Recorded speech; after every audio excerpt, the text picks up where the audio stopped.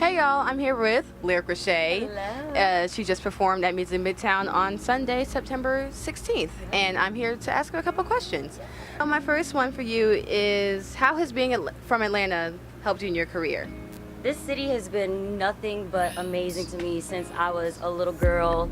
I started off doing cheerleading before the age of 10. I was doing competitive cheerleading, on a few different teams. And I just remember there was a time where I was like, I want to quit.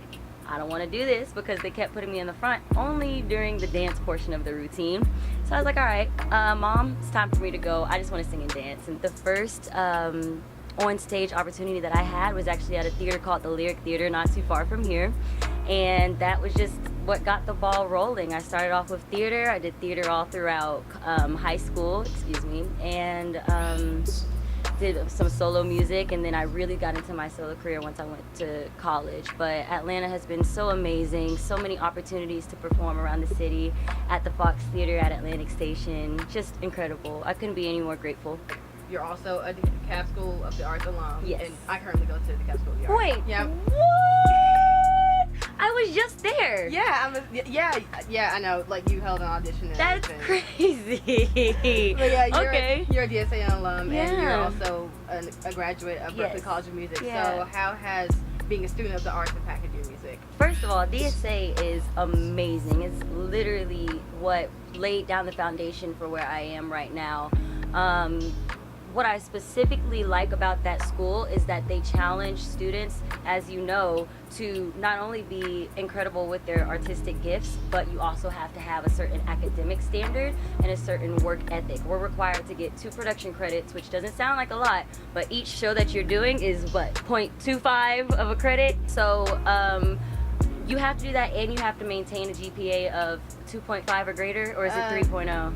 Like, it changed a little bit, so it's like you have to have like an 80 average. Yeah, so Something like that. That really instilled work ethic and time management.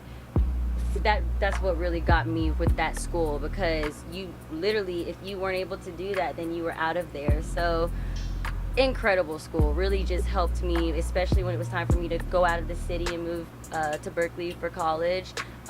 It really just helped with a lot of things that I needed to get through that next phase of life. Who inspires you the most in music?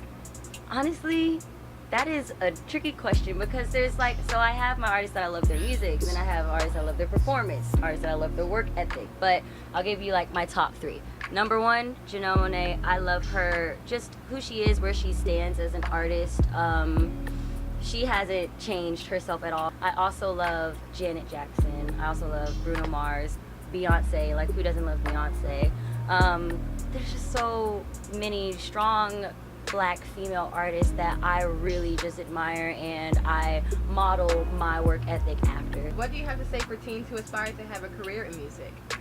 Take your time. Don't feel like it has to happen right on the spot. I understand that social media is really big, and you think that if you maybe have a certain number of followers and it's low, or even if you have a certain amount of high followers, that's the end all be all. But it really isn't. You really should find the time to really understand what you want your message to be and be firm in that, so that once you get into the industry, you're not swayed. It happens. I've had a few encounters where people have been like, oh, you're doing great, but we might need to change your image, or we might need to do that. I'm like, I'm good. You know what I mean? I know who I am, and I'm so grateful that I am where I am right now in the process, because I feel like I can confidently go out and be like, yo, this is what I want, this is what I don't want. I can make mistakes, I can make some bad decisions, or I can make some good decisions and keep it moving from those. Take your time, figure out who you are before someone else tries to tell you to.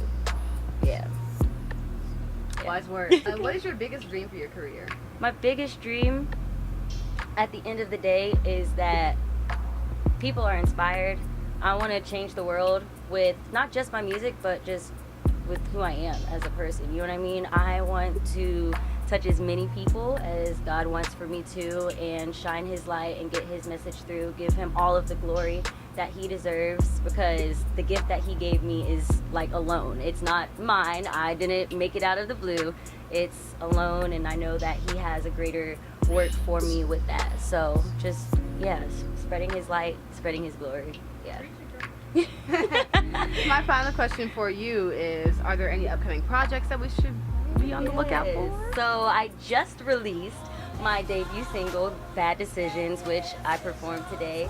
But we have a lot of things cooking. We've been in the we've been really making sure that the music is right. It's taken a lot of time, but I'm okay with that because I like for things to be exactly the way I want for them to be. But stay tuned. Make sure you follow me on all social media platforms at I Am Lyric, Lyric, Rachae, Rachae, because I'll be announcing everything on that. So, yeah. All right. And that's a wrap. Thank you for having me.